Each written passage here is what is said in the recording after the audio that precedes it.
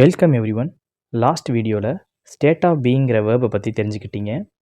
இந்த வீடியோவில் சென்டென்ஸை பற்றி தெரிஞ்சுக்கலாம். நாம் பேசுகிறதுக்கு சென்டென்ஸ் யூஸ் பண்ணுவோம்.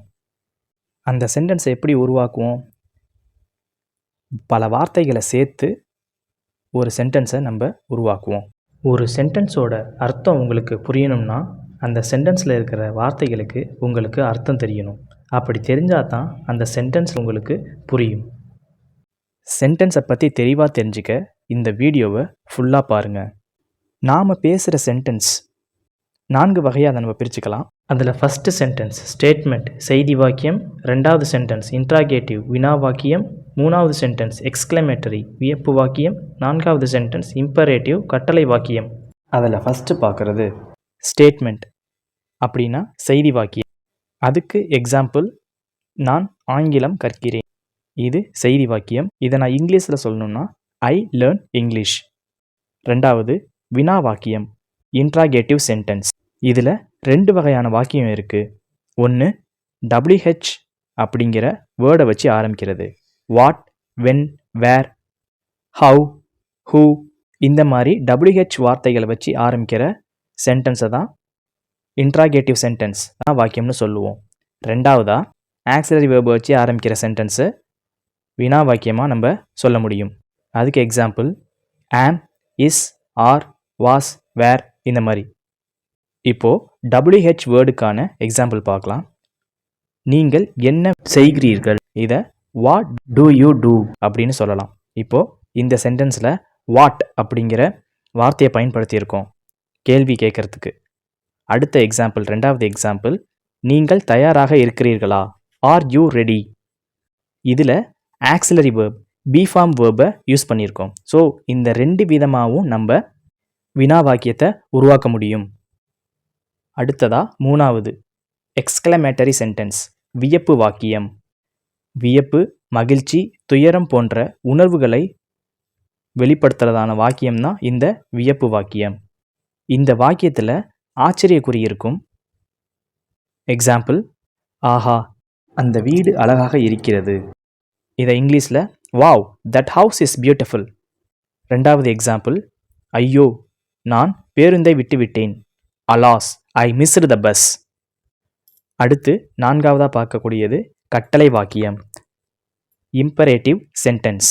இது கட்டளை அல்லது வேண்டுகோள், இதை 2ஐயும் இதை பயன்படுத்தி நம்ம சொல்லுவோம்.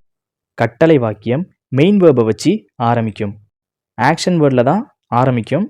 இந்த கட்டளை வாக்கியம் ஒன்று வேண்டுகோளாக இருக்கும், இல்லைனா கட்டளையாக இருக்கும். வேண்டுகோளாக இருந்தது அப்படின்னா ப்ளீஸ் அப்படிங்கிற வார்த்தை அதில் வந்திருக்கும். கட்டளையாக இருந்தது அப்படின்னா இந்த ப்ளீஸ் அப்படிங்கிற வார்த்தை இருக்காது. இப்போது எக்ஸாம்பிள் பார்ப்போம். தயவு செய்து எனக்கு உதவுங்கள், ப்ளீஸ் ஹெல்ப் மீ. அதை வாசியுங்கள், ரீட் இட். இந்த 2 வாக்கியங்களும் தான் கட்டளை வாக்கியம் அப்படின்னு நம்ம சொல்லுவோம். இந்த 4 விதமான வாக்கியங்களையும் நீங்கள் தெரிஞ்சுக்கிட்டீங்கன்னா சரளமாக பேச முடியும். நீங்கள் சரளமாக இங்கிலீஷ் பேசுகிறதுக்கு நீங்களே சென்டென்ஸை மேக் பண்ணணும். நீங்கள் சரளமாக இங்கிலீஷ் பேசுகிறதுக்கு தேவையான ஒரு வார்த்தை அப்படின்னு பார்த்தீங்க அப்படின்னா வேர்ப். வேர்ப் ஏன் நான் ரொம்ப முக்கியம்னு சொல்கிறேன்னா, நீங்கள் பார்த்த இந்த 4 விதமான வாக்கியங்களிலும் வேர்ப் இருக்கும். சில சமயங்களில் மட்டும்தான் இந்த எக்ஸ்க்ளமேட்டரி சென்டென்ஸ் அதாவது வியப்பு வாக்கியங்களில் வேர்ப் இல்லாமலேயும் சொல்லலாம். மற்றபடி 3 சென்டென்சஸ்லேயும் கண்டிப்பாக வேர்ப் வரும். அதனால தான் நான் வேர்ப் ரொம்ப முக்கியம்னு சொல்கிறேன். வேர்பை பற்றி ஏற்கனவே நான் வீடியோ போட்டிருக்கோம். அதோட லிங்க்கை நான் டிஸ்கிரிப்ஷனில் கொடுக்குறேன், அதை போய் ஃபாலோ பண்ணுங்கள். இப்போ இந்த 4 விதமான வாக்கியங்களும் நம்ம எப்படி உருவாக்குறது அப்படிங்கிறதையும் தெரிஞ்சுக்கணும். அதுக்கு நீங்கள் பார்த்த இந்த 4 விதமான வாக்கியங்களுக்கும் ஸ்ட்ரக்சர் இருக்குது. அந்த ஸ்ட்ரக்சரை நம்ம தெரிஞ்சுக்கணும். அதை தெரிஞ்சுக்கிட்டோம்னா நீங்களே சென்டென்ஸை மேக் பண்ண முடியும். இப்போது ஸ்டேட்மெண்ட் செய்தி வாக்கியம் அதோட ஸ்ட்ரக்சரை பார்க்கலாம். செய்தி வாக்கியத்துக்கு தேவையான ஸ்ட்ரக்சர் என்ன அப்படின்னு பார்த்தீங்க அப்படின்னா சப்ஜெக்ட், அதுக்கப்புறம் வேர்ப், அதுக்கப்புறம் ஆப்ஜெக்ட், அதுக்கப்புறம் காம்ப்ளிமெண்ட், அப்புறம் அட்ஜென்ட். சப்ஜெக்ட் எழுவாய், வேர்ப் வினைச்சொல், ஆப்ஜெக்ட் பொருட்களை குறிக்கிறது, காம்ப்ளிமெண்ட் பண்பு குணநலன்களை குறிக்கிறது, அட்ஜென்ட் நேரம் மற்றும் இடத்தை குறிக்கிறது. இப்போது இந்த வடிவத்தில் தான் செய்தி வாக்கியம் இருக்கும். அதுக்கு எக்ஸாம்பிள், நாம் ஆங்கிலம் கற்கிறோம். We learn English. இப்போ இந்த வாக்கியத்தில் we அப்படிங்கிறது தான் சப்ஜெக்ட், learn அப்படிங்கிறது verb, இங்கிலீஷ் அப்படிங்கிறது ஆப்ஜெக்ட். இந்த ஸ்ட்ரக்சரில் தான் ஸ்டேட்மெண்ட் செய்தி வாக்கியமான சென்டென்ஸோட ஸ்ட்ரக்சர் இருக்குது.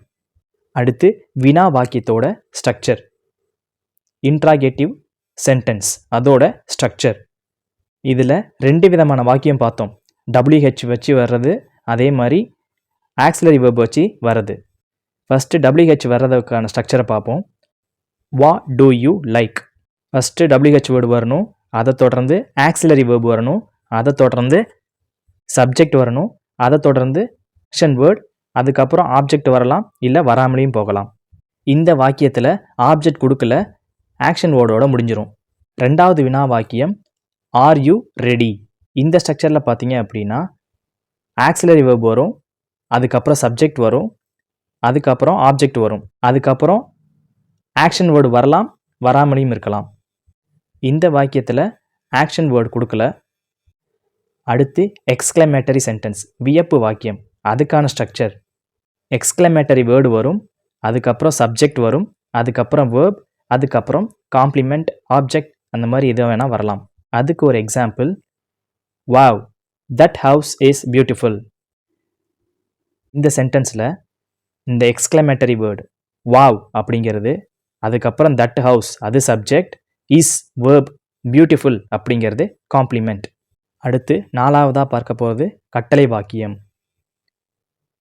Imperative sentence. இதில் 2 விதம் பார்த்தோம். ஒன்று கட்டளை இடுவது, இன்னொன்று வேண்டுகோள் வைக்கிறது. இதை முதல்ல கட்டளை இடுறதை பார்க்கலாம். கட்டளை இடுற வாக்கியம் பார்த்தீங்க அப்படின்னா முதல்ல ஆக்ஷன் வேர்டு வரும், அதுக்கப்புறம் ஆப்ஜெக்ட் வரும். எக்ஸாம்பிளுக்கு ரீட் இட்.